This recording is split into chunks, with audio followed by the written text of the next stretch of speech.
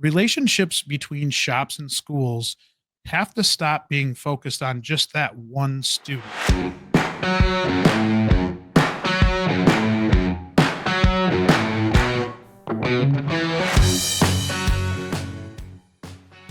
Thank you for tuning into the Collision Vision. As always, I'm your host, Cole Strandberg.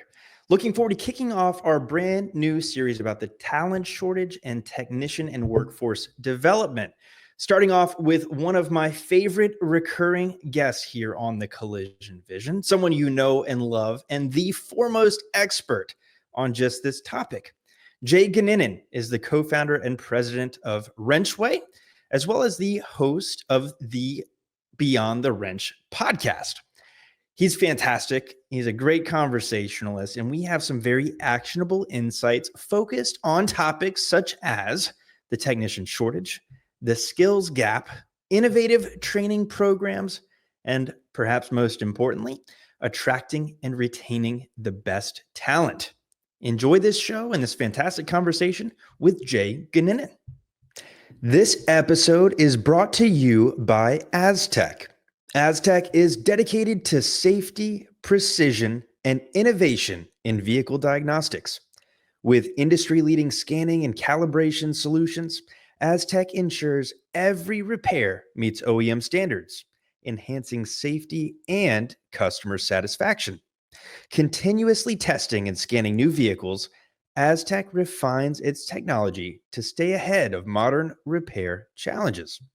A tool stack covering 40 plus brands and a network of over 400 ASE and I-CAR certified technicians provides fast, accurate diagnostics that maximize efficiency.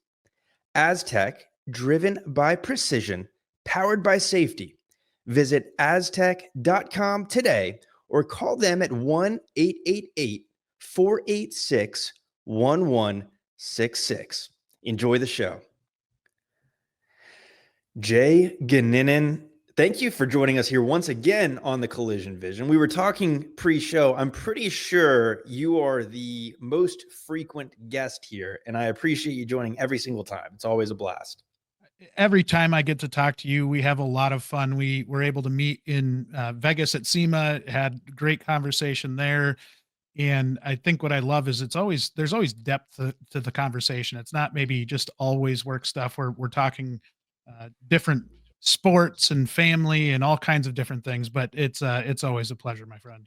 Agreed entirely. I consider you a very good personal friend, beyond just an industry friend. So looking forward to diving in here today. Given that you are a frequent guest, I'd like to pick up where we probably sort of left off here in our previous conversation with an update in terms of, as an industry, where does the technician shortage and the talent shortage stand? Are we fixing it? Are we same old? Are we moving in the wrong direction?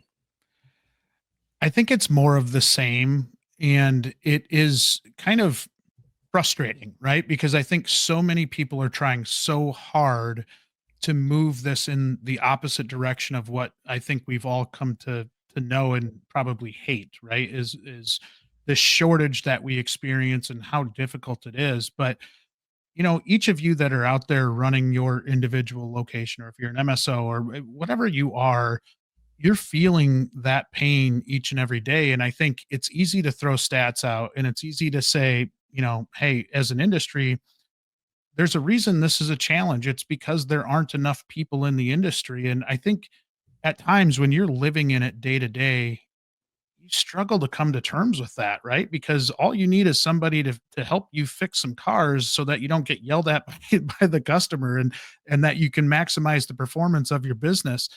But the reality is the reality. And what we're seeing, and we'll talk a little bit about our Voice of Technician survey, which I think leads directly into the feedback that we're hearing from the industry, is that we're still stuck in this kind of rut where maybe our best and brightest aren't speaking positively about the industry. And to me, it all starts with that. Like, until we can get the narrative changed on how technicians feel about the industry, it's going to be a struggle to catch up on the shortage, right? And so the feedback that we got through that survey this year wasn't all that favorable. And honestly, when we first got the data back, I was really, really surprised because I do see the efforts that shops are putting in. And there are a lot of shops that are trying really, really hard to take care of their people and yet still struggling with this same thing that we're talking about. And at some level, I think if you're that shop that's sitting out there, you're probably fed up with hearing about it, right? Because it is one of those things that you're experiencing firsthand, and there isn't a silver bullet that's going to make this huge issue go away. And so I guess when we look at this shortage, I think that the sooner we can come to terms with the fact that we're not just going to be able to flip a light switch and have this huge issue changed, the faster we can come to terms with that, the faster we can come up with solutions to fix it, right? And it's not just that immediate satisfaction thing that we're all looking for. It takes some long-term view, a vision. It takes some work. I think a lot of times we like to put that on the back burner, but man, we've got an issue on our hands that we got to fix, and it's not going to happen overnight. Man, I do want to dive into the latest survey results. Remind me again when those came in or when that survey was published. Yeah, so we did the survey late fall of last year. So I want to say it was October, November ish. We run it for a short period of time. It's called the Voice of Technician Survey. This year, or I should say last year, 2024. Still hard to get over that hump. Uh, Wild. yeah, right. It's 2025. Who'd have thought?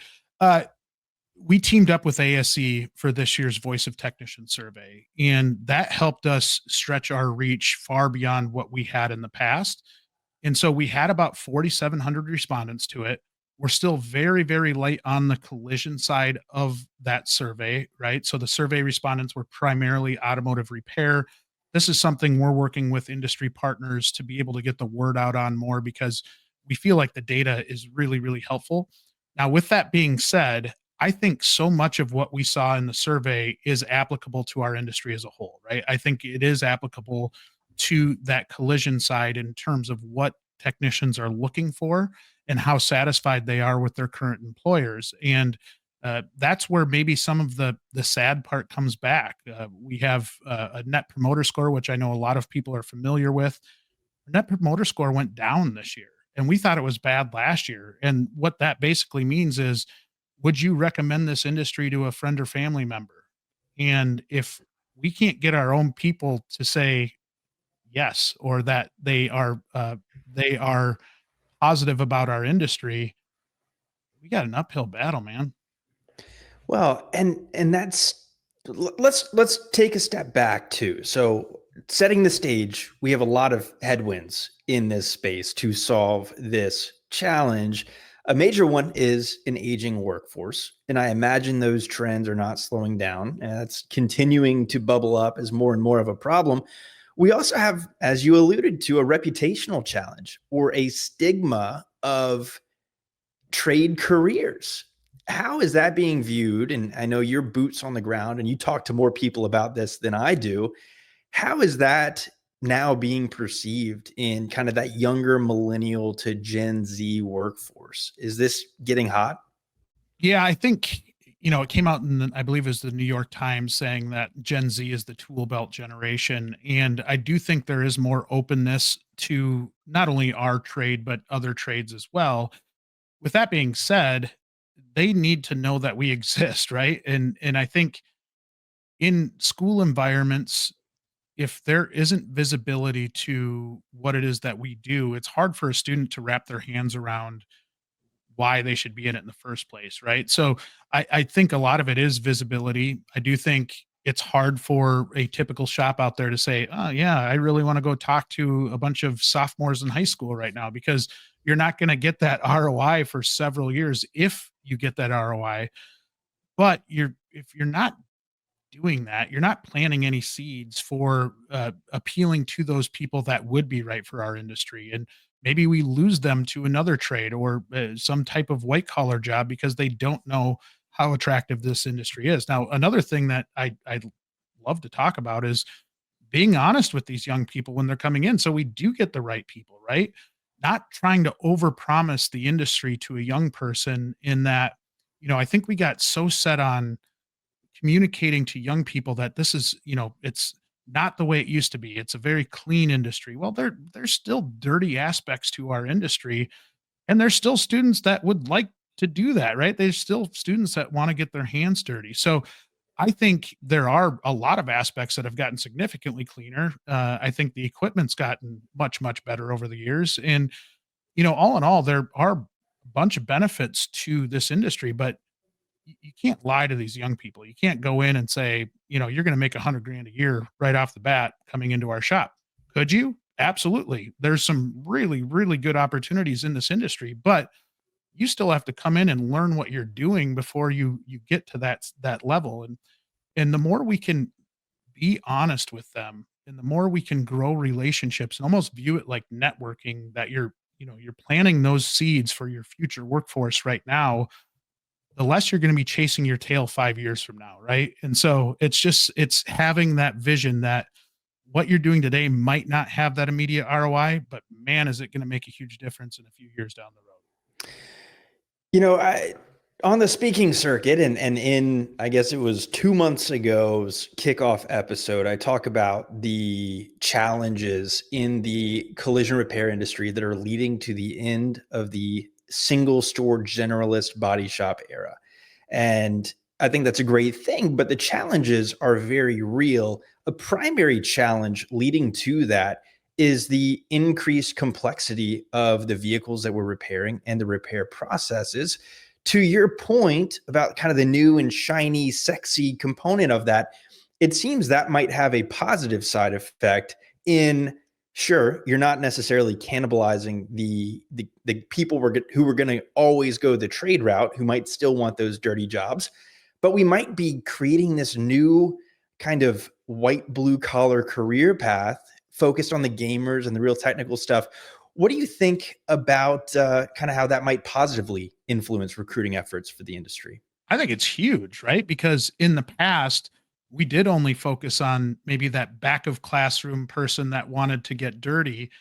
But now this gives you the opportunity to shine different opportunities to different demographics, right? Or maybe people that have different interests. And I do love that comparison to gaming. And a good client of ours talks about that a lot, Ray Clark, where when he goes and speaks to classes, we'll talk about the similarities to gaming, in how you use software and how you fix these more technologically advanced vehicles, and that there are comparisons, and the critical thinking you use in a video game translates very well into our industry. So I think the fact that there are different opportunities and that there are more specialist type roles help speak to that person that might not want to do that really dirty job, but still loves this industry or still loves cars. And we can really stoke that fire with them to say, listen, there are opportunities here to pursue your passion in your strength zone. And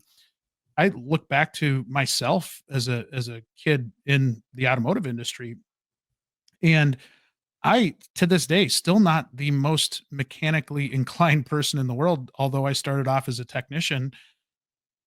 Had there been other routes or other opportunities that I could have seen, I would have maybe done some things differently throughout the course of my early career. So I do think, just in general, if you speak to me as an individual and it really resonates with me, I think there's more likelihood that I'm going to come into this industry. Well said. I'm happy your career went exactly the way it went, but could not agree more. The sentiment stands. I do think we can cast a wider net without cannibalizing the folks, again, who are always going to be attracted to this industry just by broadening it. So another example of a challenge, I think, turning into a real positive. Obviously, there's a marketing push, or needs to be, from the industry as a whole. We talk about I-CAR kind of created this concept last year of this got milk concept, where we have to advertise as an industry for the industry, not just for your shop or for somebody down the street's shop or any big MSOs. So there is a push that needs to happen. Beyond a lack of education, do you think there are any misconceptions, just things that folks have wrong about coming to work in the automotive and the collision repair fields? Yeah, I think there's the obvious element of what the parents' perception of it, the industry is. And, we did a survey, our pay tool survey last year, which then ultimately ended up in a tool that's more real time for salary data for technicians. We're actually in the process of launching that again. So you'll see that campaign coming out from WrenchWay here soon. But the whole point of that is to get good, accurate data back to instructors, because if they just go strictly off of the Bureau of Labor Statistics data, if you were a parent and you looked at this for your child and you said, okay, you have to invest this amount of money in tools and you're only going to get paid that much, why in the world would I send my kid into this industry? So we're trying to give some good, realistic data back to instructors so that they actually have something good to put on their website, that they actually have something to put great on a flyer that is actual real information. Now, I do absolutely love what I-CAR is doing with their campaign, the collision career side. They It's sorely needed and they're doing a phenomenal job with it. I think being able to tell the stories of successes in our industry and show those visual representations of people that have done it really, really well is so important to our industry. And it can't just be on I-CAR to do this, right? And I think one of the shortcomings in our industry that I see, and I think this is a perception amongst technicians, is that as a shop, I'm going to use them until their body is broken down, and then I'm just going to dispose of them. There's no natural career path for them. And once they don't bring me any more technical skill or production level, I'm going to put them out to pasture. The more we can find paths for those people, the better. And I kind of always look back to conversations about career pathing, and so often we tie that to a young person. Yet I say, if I'm a 55-year-old technician, don't you think I care a lot about what my next 10 years looks like? And if my body's starting to break down and I'm not feeling well, and I just see the way that you treated the five technicians before me, I don't feel very good about how this looks for me. I feel like I'm almost in a trap, right? Like I don't have anywhere to go. I've got all this technical knowledge, I've got all this ability, but my physical body is starting to break down. What's next?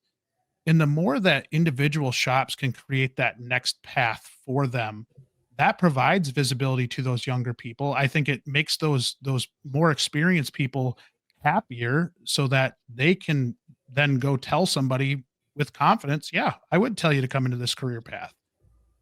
We need more of that. We need more visibility to those stories of technicians that have evolved.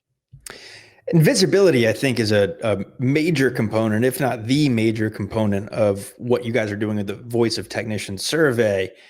Were there any data points that came to light that surprised you or defied your expectations? I know the overarching theme is we're sort of on a continuous path here and maybe incrementally improving as an industry, but were there any things that caught you off guard?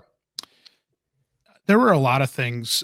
There were some things that were pretty obvious, and I was like, "Yeah, that makes sense." But when we looked at what technicians want, and keep in mind the average experience level for our or the most frequent response level of our technicians were folks with 21 plus years of experience. 62% of those 4,700 people that took it have 21 plus years of experience. So they're very, very experienced people, and what they look for in a shop, the number one thing, and granted, I put money to the side here. Money's always important, right? Regardless if we want to say it's not as important as it used to be. People need to take care of their family. So money is important. Putting that aside, the number one thing was proper equipment in the shop. 87% said must have, the other 13% said nice to have. None of them said not important. So every single technician says that proper equipment in the shop is really, really essential to them.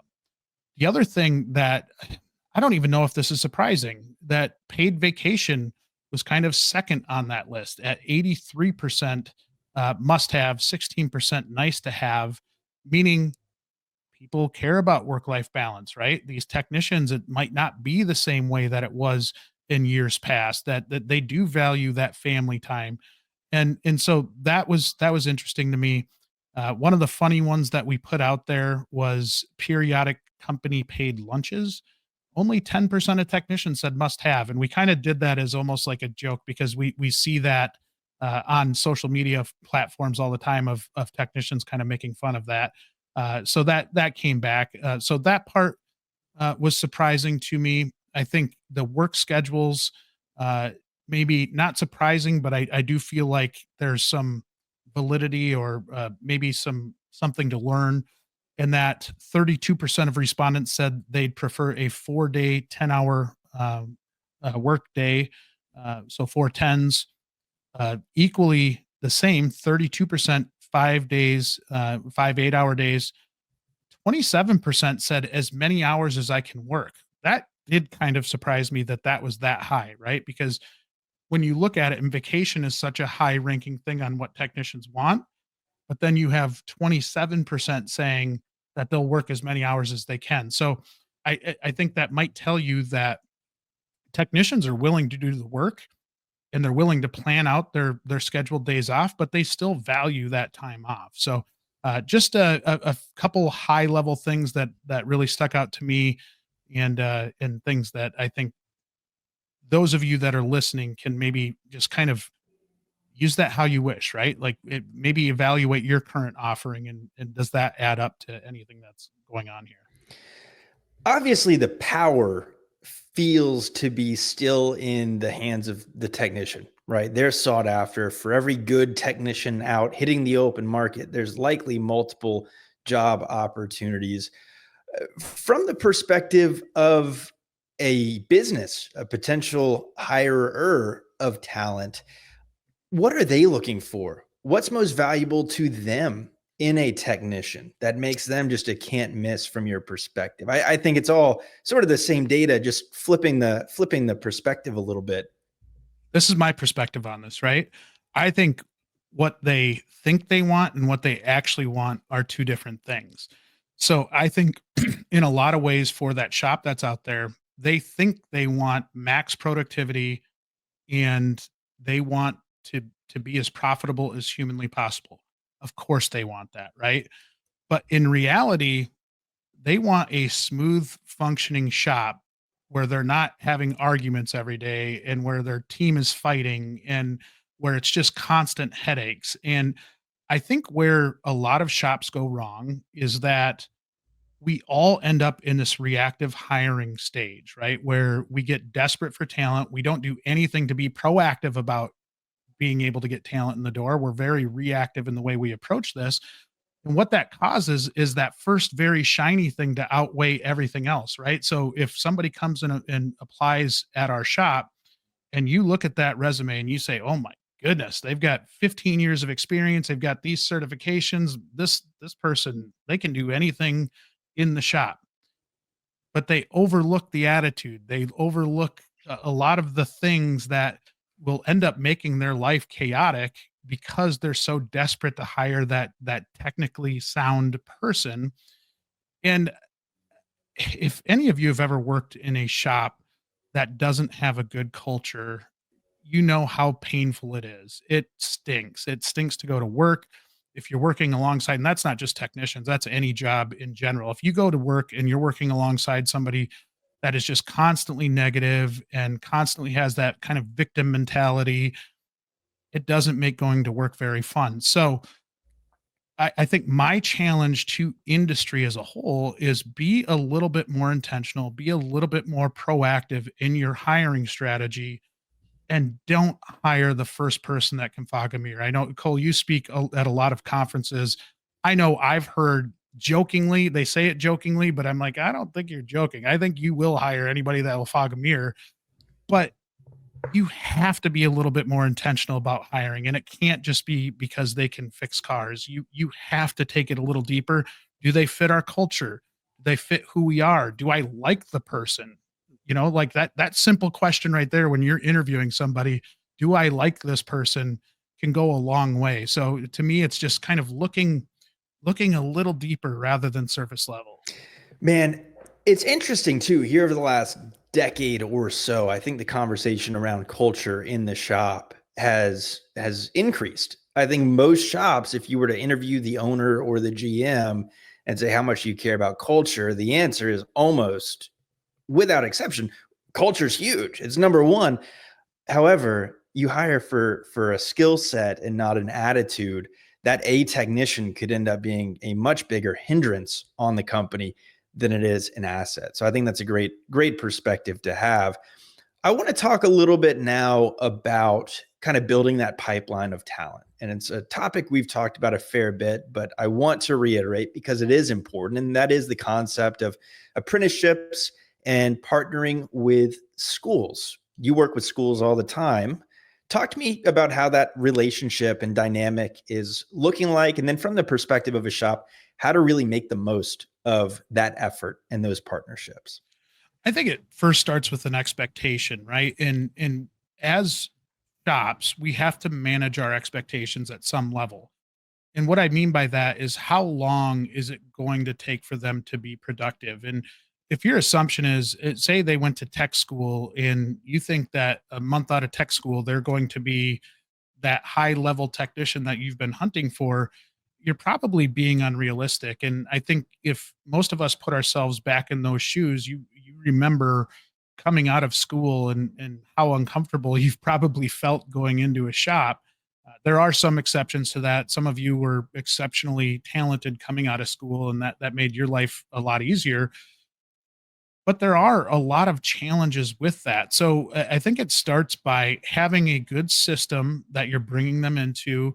If you can have a mentor in your shop, I think that's a very, very necessary thing right now. And when I say mentor, not just putting them with your best technician and having them follow them around for a month, but actually having a system where they might go sit in an office chair and sit next to the manager and learn a little bit about what they're doing, uh, learn the different aspects out in the shop, right? The different jobs we just talked about, specialists, maybe have them work in a few different areas so they can find where their comfort zone is and what they really like to do.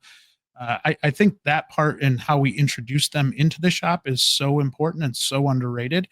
But then as you go further past that, relationships between shops and schools have to stop being focused on just that one student, right? So many of us are focused on, okay, I'll just hire that fresh college graduate, that one graduate, that we fail to take a step back and say, what's the health of that program right now? Is that program at risk of going away? With high school collision programs, we see that. I mean, it's not great, right? There's a lot of programs going away. We had a story probably, I don't know, 6 months ago where we had reached out to a collision instructor in the greater Northeast and said, "Hey, we have some shops on our school assist platform on a part of WrenchWay that are wanting to help you out." And the instructor came back and said, "Unfortunately, I was informed last week that our program is being shut down due to lack of interest and lack of funding." That doesn't help our shortage at all, right? And if we were to maybe approach that a little differently and say, okay, how do I keep my finger on the pulse of this program constantly to make sure that those seats are filled, that there is enough student interest, and that there is enough resistance so that we don't turn into that program to where we just go away because it's an easy decision, right? Like if there aren't students interested in your program, or there's not a good instructor leading that program, or an instructor at all, we have a teacher shortage right now as well. It just becomes a really expensive program that there's no interest in. And if you're a school board member or an administrator, it's pretty low hanging fruit, right? You can cut that, save the taxpayers money, and it looks great. If we shift our focus to focusing on making sure that these programs are healthy, I think the likelihood of that program going away is cut exponentially, right? Like I think we can really come to the table, and not everything is a money ask. I think some of it is, if you are active on their advisory committee, if you are active within their schools and just going in and, occasionally buying the students lunch, right? That doesn't cost that much money to go buy a bunch of pizzas and go in and have conversations with the kids and the instructors. That can go a long way. And at the end of the day, I think your job as a shop and really how you make this talent shortage easier on your shop as we move forward is to have a constant pulse on that school so that the health of that program and that pipeline of future students that are coming into the industry.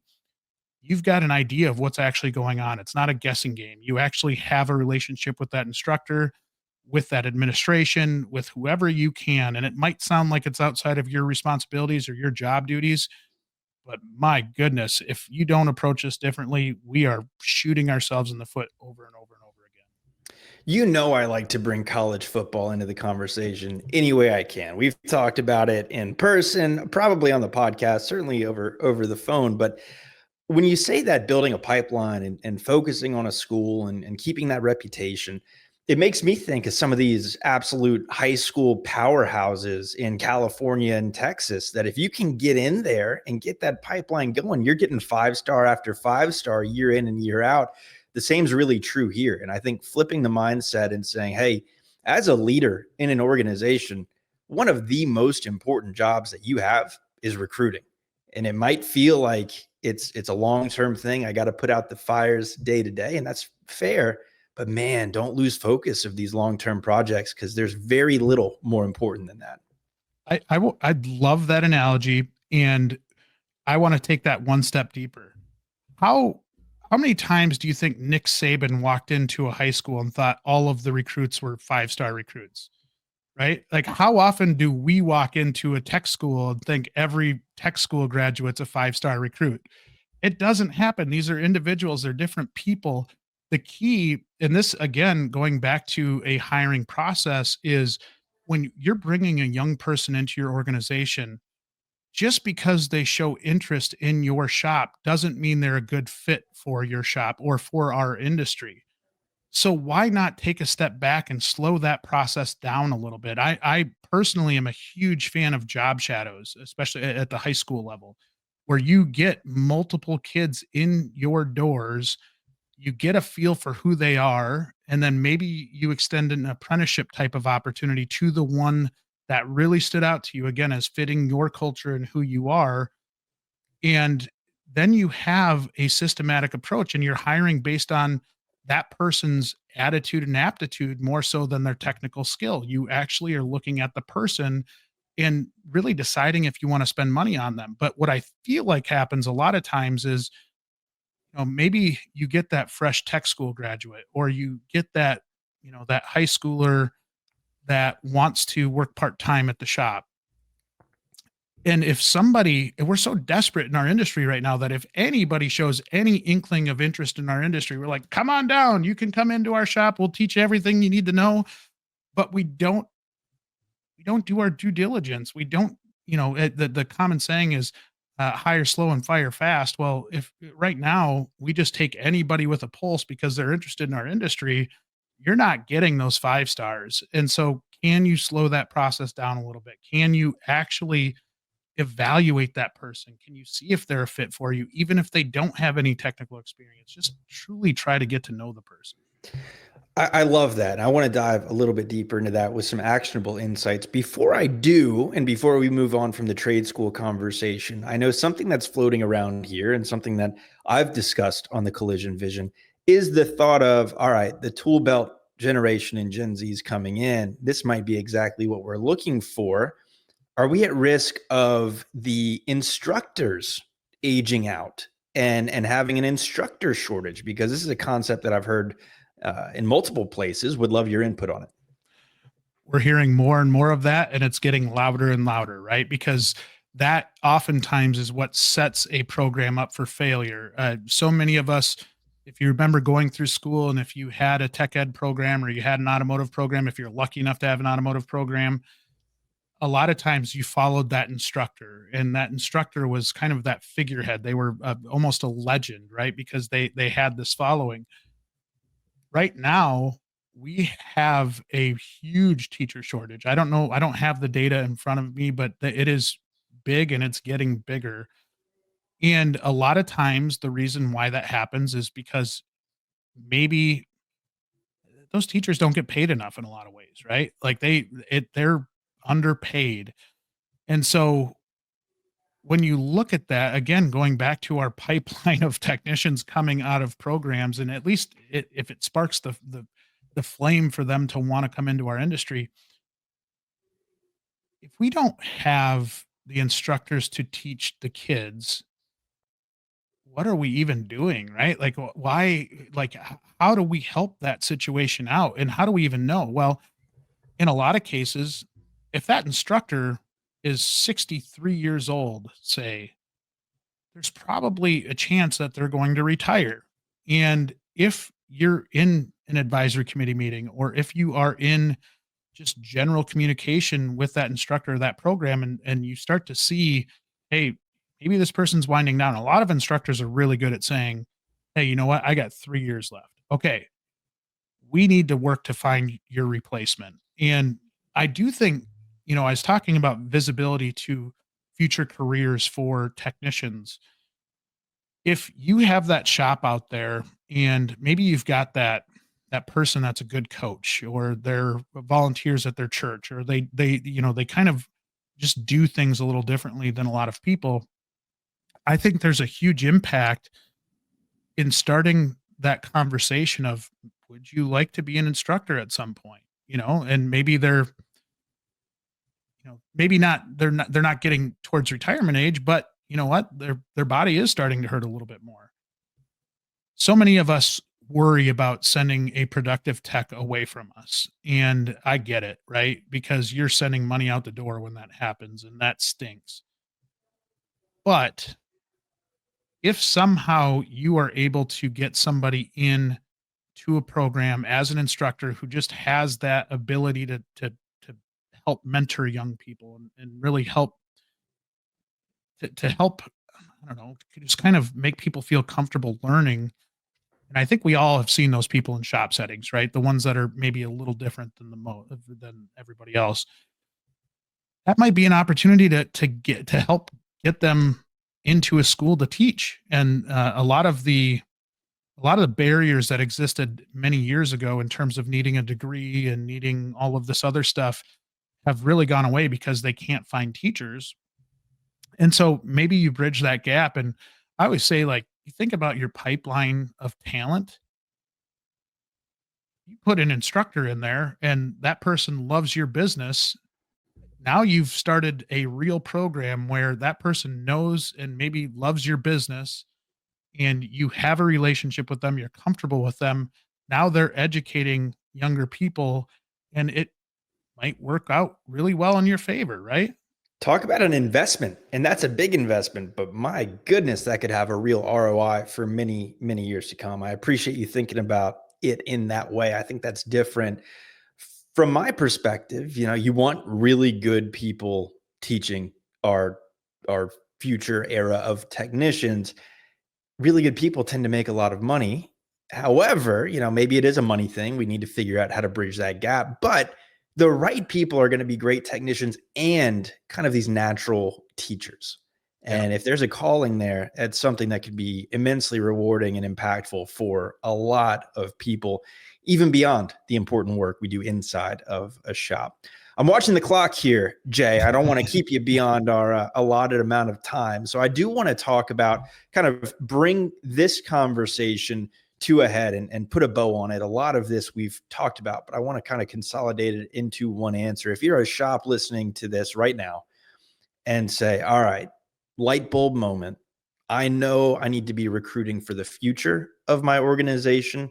I know I need to get involved in the school pipeline and build a pipeline. What do I do? What are my steps to make that happen? Well, you join School Assist on WrenchWay, obviously. No, Of course. shameless plug. What I'll say is, the first thing is identify the person that you need to talk to, right? And I do think our platform does a nice job of that. But even if you don't use WrenchWay, go look on a school's website, go ask around, and just make sure you're getting to the right person. The next step beyond that is, and this is where I think it's a little thing, but I think it makes a big difference, is that if you immediately go into that conversation with an educator asking for something, I think you're setting yourself up for failure. So if your first thing that you talk to them about is, "Hey, I want your best student out of this program," likely that educator is going to say, "Okay, like this person's not, they're in it for selfish reasons, right?" And at some level, you are, and you have to be, otherwise you wouldn't be involved in the program. But if you take a different approach and you go in and say, "Hey, you know what? We're a shop in your area, and I have a huge interest in helping this program succeed. I want to see this program not only stay the way it is, but grow and get better and get the resources that we need to keep this as a sustainable, really powerhouse program." And I think if you look at it that way, that's such an important piece. But if you want to kind of self audit yourself, when you go into a school, think back about your conversations with that school, and does it revolve around one student, or is it really surrounding the program and how you help support that program? And what I'll tell you is, if your mentality is to go in and help that program, the students will follow. If your mentality is to go in and constantly ask for that one student, you're just never going to develop a good relationship there, and I think you're setting yourself up for failure. Well said. Give, give, give, ask. You put out good things into the world, into the industry, into schools. Good things are probably going to come back in multitudes of return. And it's a great way to live, much less to operate a business by. We talk about money being important for both hiring and retention. I'm going to throw that to the side because I don't want to get you in trouble for telling shops that they just have to pay more money. Start calling you Jay Hot Takes Goninen. So, this is kind of the same question from two different lenses. Obviously, recruiting talent requires it being a good place to work and be in a good culture. Retaining talent requires the same thing. What can shops do to really be a good place to work and therefore a good place to recruit too? I think it starts with listening, right? And that might sound like the most cliche answer ever, but truly listening, and not listening just to check the box and say that you checked in with your team, but by listening and asking good questions. Maybe I should put that first. Ask good questions, because there are times where I think a technician doesn't even know what they want, right? And it's not because they don't feel it. Like, there's something in maybe the way they communicate that isn't able to get across what they're truly trying to say. And so much of not only our industry but any industry is about relationships, and how do you get to know your people better? Like, how do you get to know them at a level to where they feel comfortable coming and telling you, "Hey, Cole, this isn't right. Like, this is something that's wrong." And not fear the ramifications that come with giving us feedback, right? And I think there have been a lot of technicians over the years that they give feedback and get punished for it. And you can't do that, because they're never going to give you feedback again, right? But if you go in and maybe you're doing surveying, maybe you're doing, just again, trying to keep your finger on the pulse of happiness and doing it in an authentic way, and you're actually doing things that are working on changing. I think the big thing, and this could be recruiting focused as much as retention focused, but if you go into a conversation with a tech and you paint the picture that everything's roses and rainbows, we're perfect, nothing's wrong with our operation, I think you're going to have people that are skeptical of what you're saying. But if you go in and you say, "You know what, we're not perfect, nobody is, but we're working to make your life better. We're constantly looking for opportunities to make your life better." And if they come back and say, "Hey, you know what would make my life great? If you paid me $1 million a year." Well, great. But realistically, from a profit perspective, we're we're not going to be able to make that happen. I think it helps just have conversations based on reality. What can we do for you currently? And maybe if we can't do it currently, can we do it down the road? And just really breaking that down so that not only you understand what the technician wants and needs, but they understand what they want and need. And if you compare the two together, I think that's really powerful. And the one last thing I'll say regarding that is simple things like helping educate them on finances, right? Which might, again, not seem like that's part of the job description of a leader in our industry. But if you can prevent them from going into $20,000 worth of tool debt that they don't need, or you can help them set up an investment account, and you're truly looking at them as the person and saying, "Hey, what are we doing to set you up for long-term success?" That resonates, and I think that builds that relationship and that trust level to where they can give you good, honest feedback. Such a thoughtful answer. I really do appreciate your perspective. I have to imagine everyone listening here does as well. If you miss anything in there, hit rewind, listen to this one again. It's really thoughtful advice, actionable insights that can set up your shop for the future and our industry for the future. Jay, I'm going to get a lot of links from you. I want to get links to certainly WrenchWay, easy enough. I can do that via Google, but also the Voice of Technician survey, I think is tremendously valuable. Anything you want me to load folks up with, let's do it. I'll incorporate those in the show notes. What I do want you to do is plug one of my favorite podcasts for me. Tell us about the Beyond the Wrench podcast.